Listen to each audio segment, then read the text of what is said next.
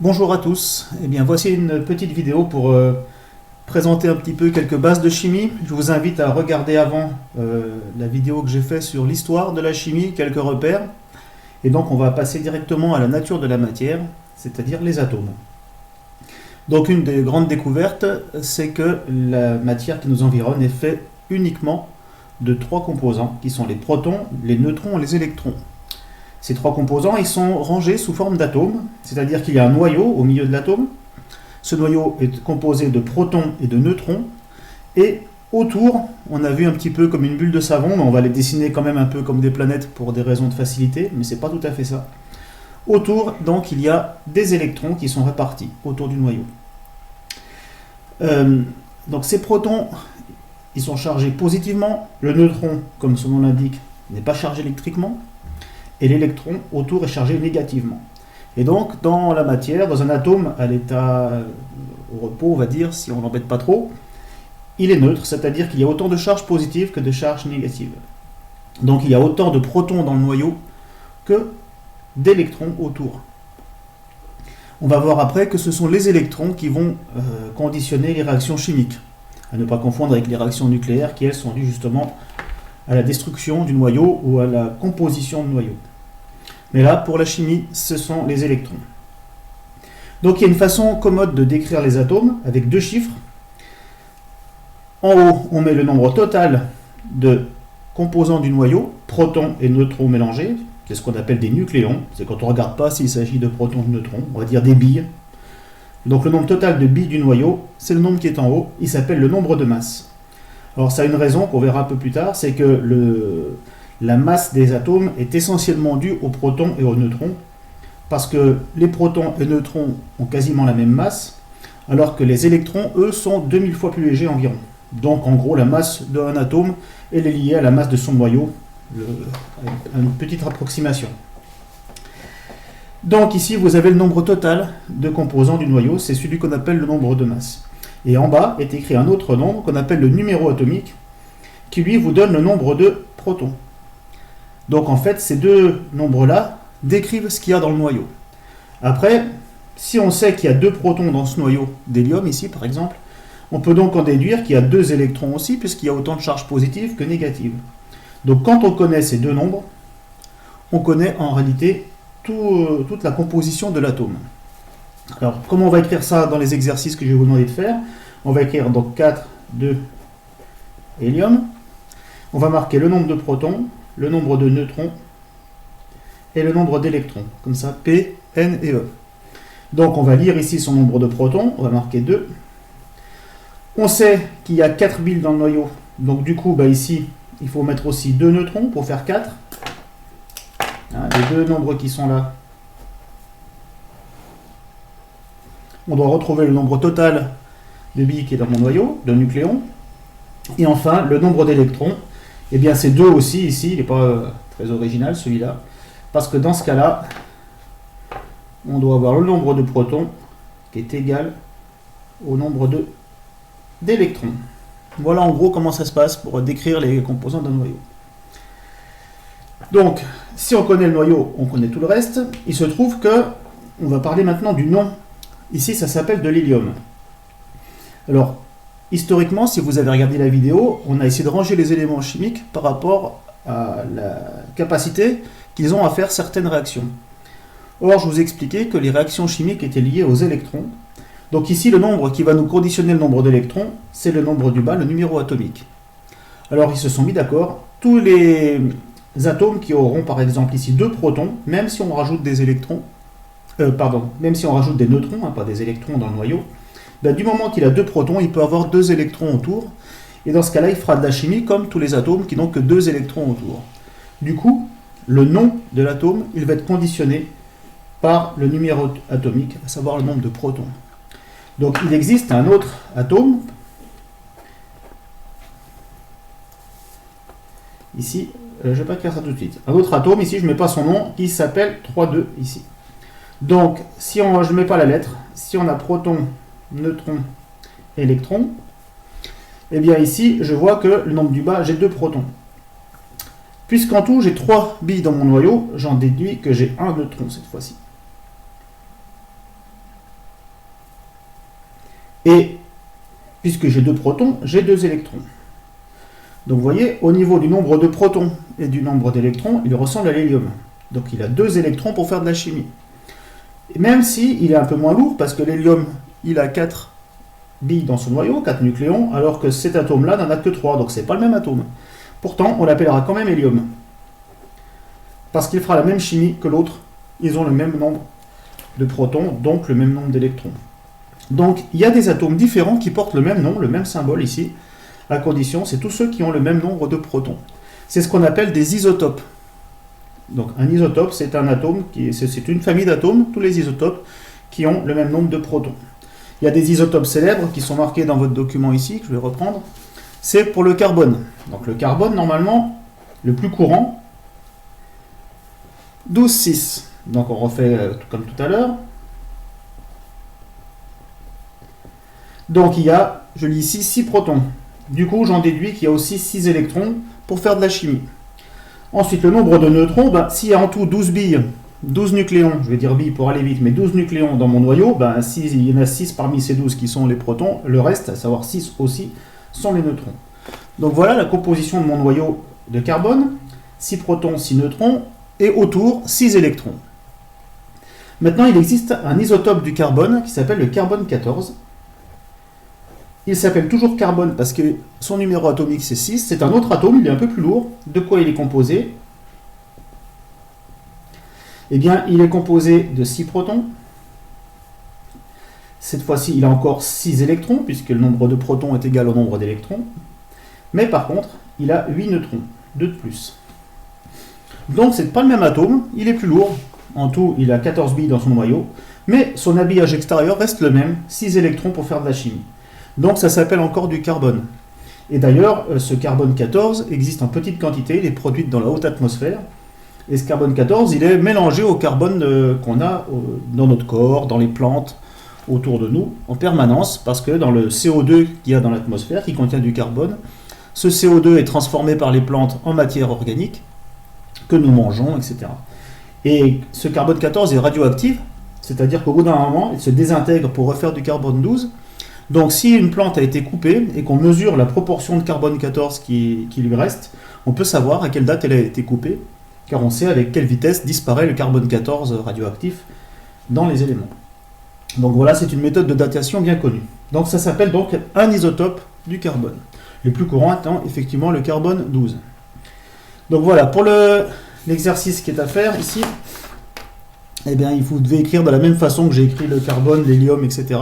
Protons, neutrons, électrons, la composition des atomes qui sont dessous. Ça, ce sera donc à faire avant de passer à la suite.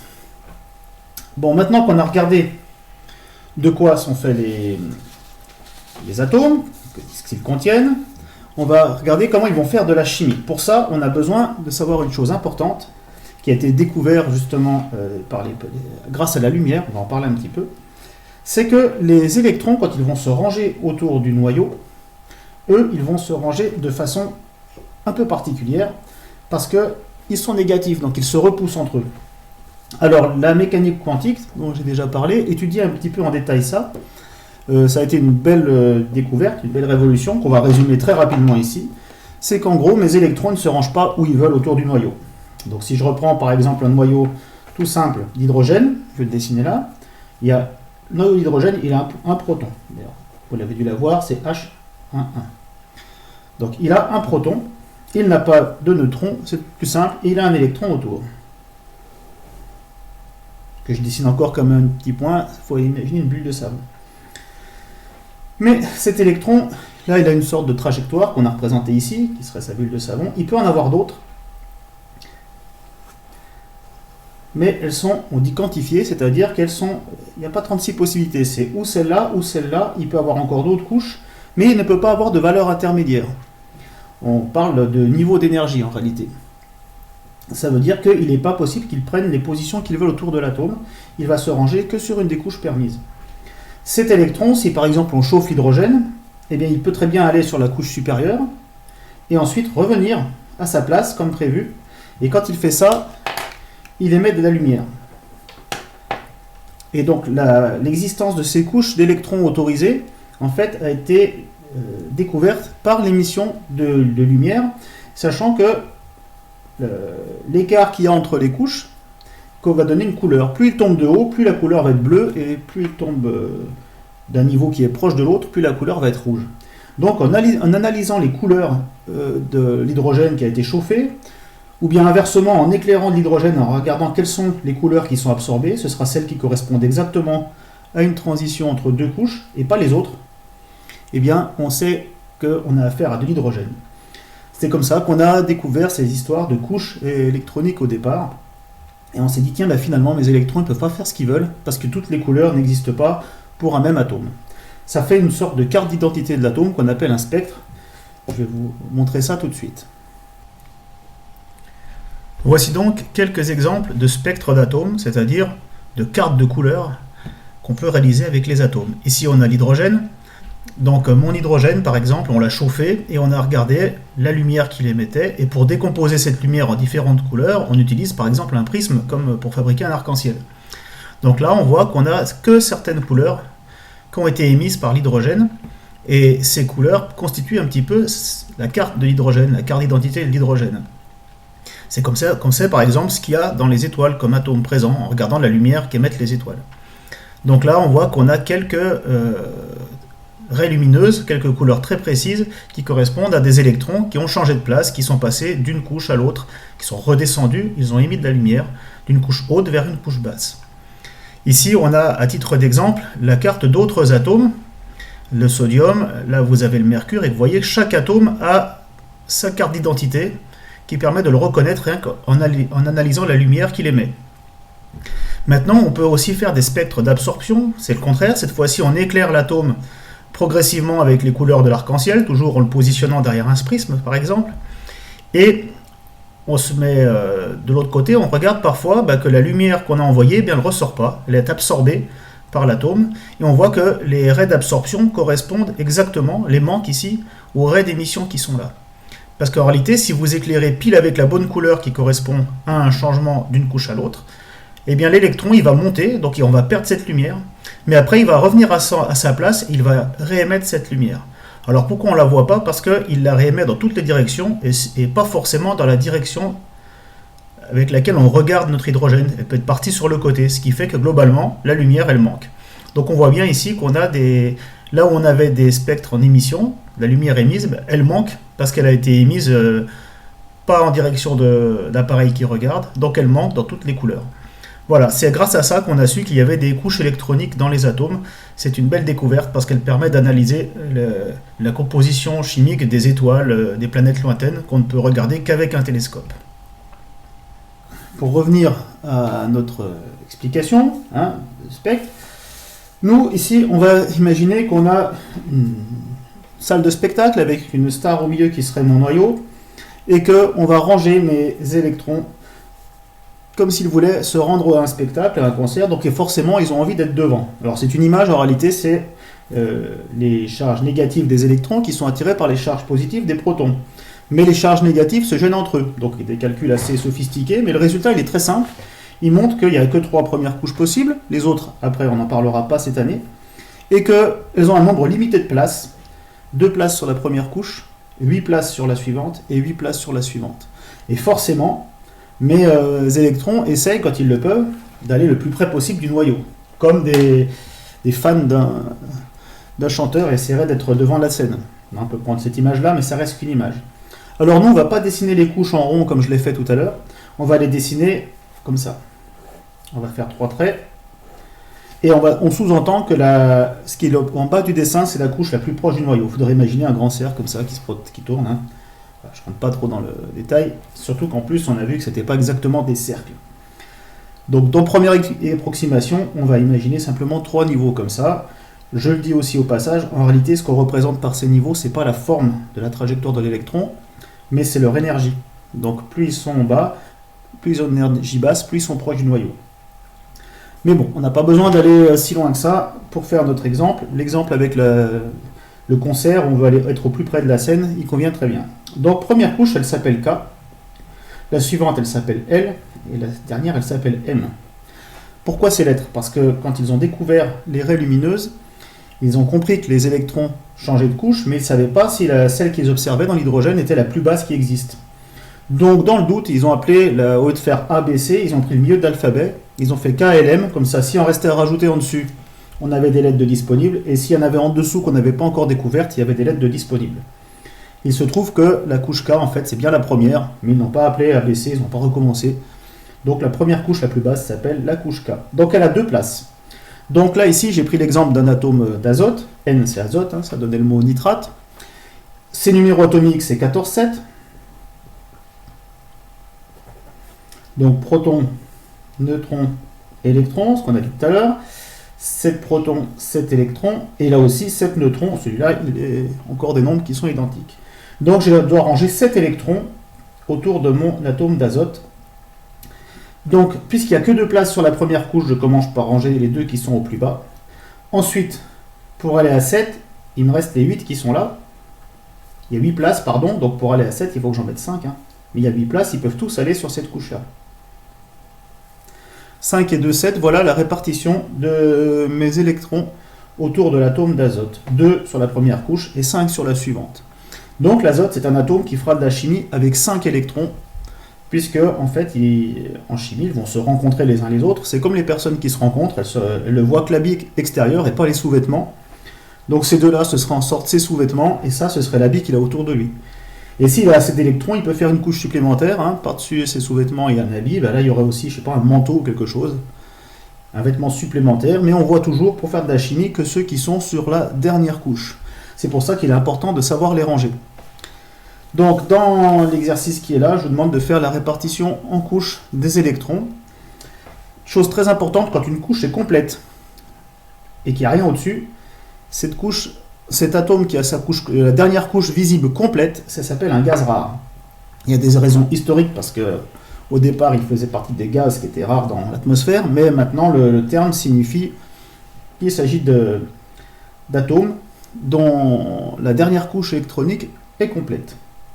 Donc je vous laisserai, une fois que vous avez fait l'exercice, entourer les gaz rares qui sont présents dans cette liste. Alors là enfin, vous avez le début de la classification périodique qu'on trouve dans tous les livres ou dans tous les lycées. Elle est beaucoup plus grande que ça, mais là il y a les 3 premières couches et donc le nom de chacun des atomes qui correspond. Donc ici on retrouve le numéro atomique, ici le nombre de masses, vous voyez, hydrogène 1, 1, c'est ce qu'on a dit, l'hélium 2, 4. Ensuite vous avez, donc il est placé un petit peu au bout parce que justement on a fini de remplir la couche K. Après, on passe à la couche suivante, on a le lithium, on retrouve l'azote qu'on vient de faire, 14, 7 ici. Vous voyez qu'il y en a bien 2 sur la première couche, et 1, 2, 3, 4, 5. Chaque case supplémentaire correspond à l'ajout d'un électron. Or, pour ajouter un électron à un atome, il faut qu'il ait un proton supplémentaire dans son noyau. Donc, on a changé de nom, puisque c'est le nombre de protons qui dit le nom de l'atome. Et là, vous avez donc les différents atomes représentés sur les 3 premières couches. Il y en a déjà pas mal, et pour les couches suivantes, les règles sont un petit peu plus compliquées, elles n'entrent pas dans votre programme. Donc nous, on va se contenter de ces 3 premières couches. Donc je me résume, 2 places, 8 places et 8 places sur les 3 premières couches. Résultat difficile à montrer théoriquement, qui a été fait, mais facile à retenir pour nous et pour faire la suite. Voilà, je vous laisse faire un peu les exercices. Bon courage!